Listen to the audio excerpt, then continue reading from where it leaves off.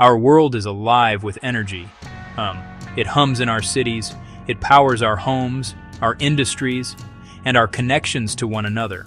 From the smallest light bulb in a remote village to the vast data centers that hold our digital lives, energy is the invisible force that drives modern civilization. For centuries, humanity's progress has been tied to our ability to harness power. We have moved from the simple strength of our own muscles to the immense power locked within the earth. Now our global population is growing. Our economies are expanding. Our demand for energy is greater than it has ever been in human history. This thirst for power is only set to increase in the coming decades, creating an unprecedented challenge. We stand at a critical crossroads. The methods we have relied on for generations are no longer sustainable. The age of abundant fossil fuels, coal, oil, and natural gas, powered revolutions in industry and transformed our societies. These fuels built the world we know today, lifting billions out of poverty and enabling extraordinary technological leaps. Yet this progress has come at a great cost. The very sources of energy that fueled our past now threaten our future. The burning of these fuels has altered our planet's delicate climate, creating environmental pressures that we can no longer ignore. The urgent need for new, clean, and scalable solutions has never been clearer. It is a defining challenge of our time. This is a story of then versus now, and of what comes next. To understand the future of energy, we must first look to its past. We will journey back to see how fire, wind, and water first gave us power. We will explore the fossil fuel revolution that reshaped our world. Then, we will turn to the present. We will examine the incredible renewable technologies that are already changing our energy landscape, from the sun and the wind to the heat a few miles beneath our feet. We will look at the innovations that promise to solve some of our biggest energy puzzles, like advanced batteries, hydrogen power, and a new generation of nuclear energy. Finally, we will confront the complex global realities of this transition. This is not just a technological problem, it is a human one. How do we ensure everyone has access to affordable, reliable power? How do we navigate the political and economic interests tied to the old ways of producing energy? The choices we make in the next few years will shape the health of our planet and the prosperity of humanity for generations. The way we decide to power our world will ultimately define our shared future. Join us as we explore the greatest challenge and opportunity of the 21st century. For most of human history, the story of energy was the story of muscle. The power to build, to travel, to survive. From our bodies and the animals we domesticated. An intimate, direct relationship with energy. Limited by strength, limited by stamina. The scale of human ambition constrained by living power. Then, a discovery that would change everything. The mastery of fire. Fire as warmth. Fire as a shield against the dark and predators. It transformed our diet. Cooking unlocked more nutrients, possibly fueling larger brains. Humanity's first act of harnessing an external energy source. The control of fire, the dawn of technology. A critical step toward settled communities. A power that did not tire, could be fed and grown, unlocked new possibilities to manipulate the natural world. Long before the age of engines, humanity learned to harness the invisible power of the wind and the relentless flow of water. The first sails captured the wind to push boats across lakes, rivers, and vast oceans. This was a monumental leap forward in transportation and trade. It allowed for the exchange of goods, ideas, and cultures over distances previously unimaginable. On land, a similar revolution was taking place, driven by the force of moving water. The water wheel is one of the most important inventions in pre-industrial history. By placing paddles in a flowing river, people could convert the kinetic energy of the water into useful rotational motion. This power was used to grind grain into flour, Freeing people from this daily grind allowed societies to support larger populations and enabled individuals to specialize in other crafts and professions. Water wheels were used to saw timber, pump water out of mines, and power bellows for furnaces, which were essential for making stronger metals. A few centuries later, the windmill adapted this concept to the air. However, they had a fundamental limitation: geography. Industry had to be brought to the energy source, not the other way around. A new source of energy would be needed. One that was dense, portable, and could be used anywhere to truly ignite a global industrial revolution. The next chapter in the story of energy began deep underground.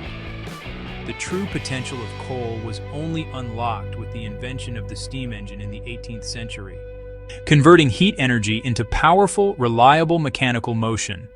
This created a powerful feedback loop. More coal meant more steam engines, and more steam engines meant easier access to more coal.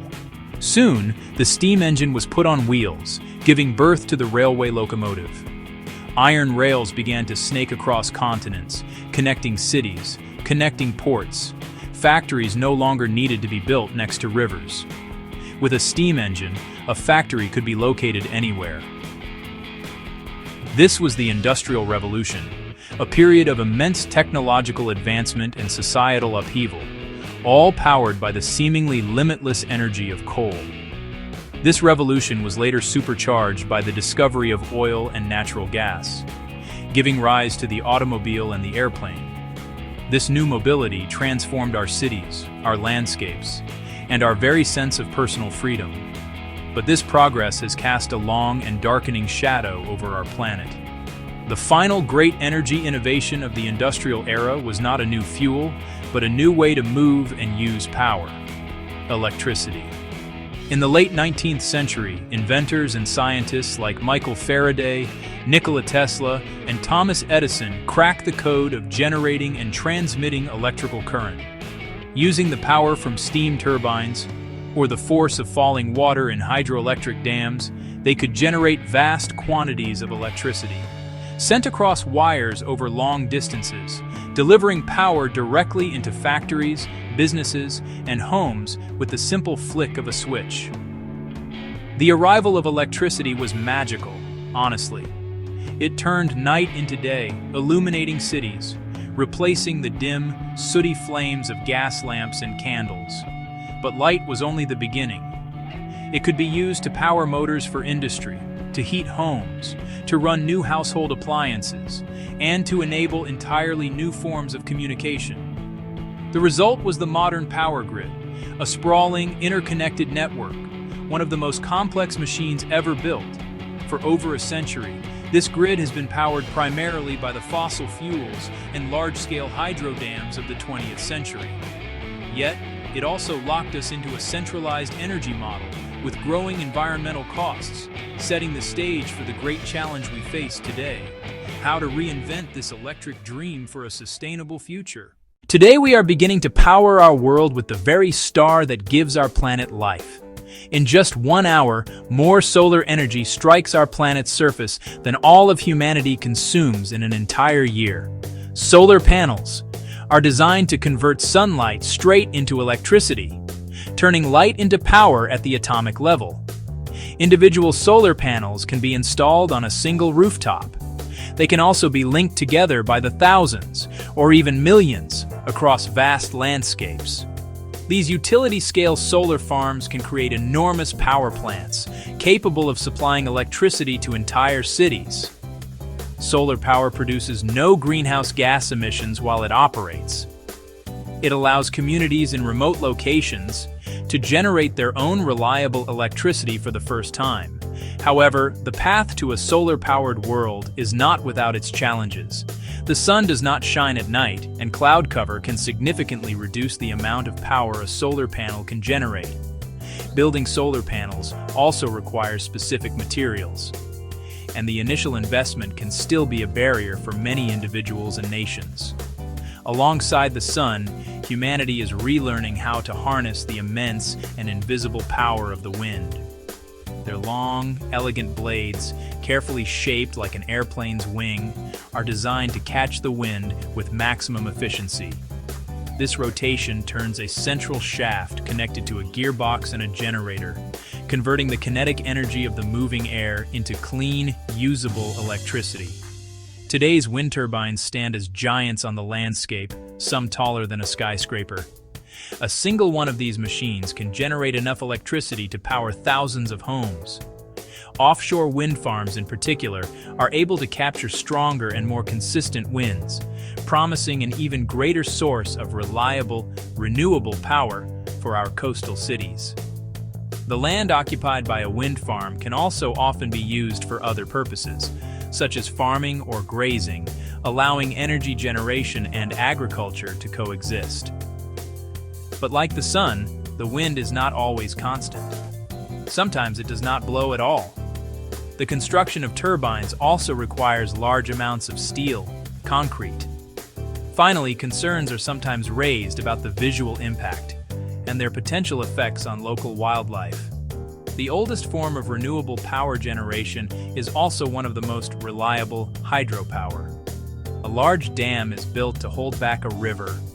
When electricity is needed, water is released.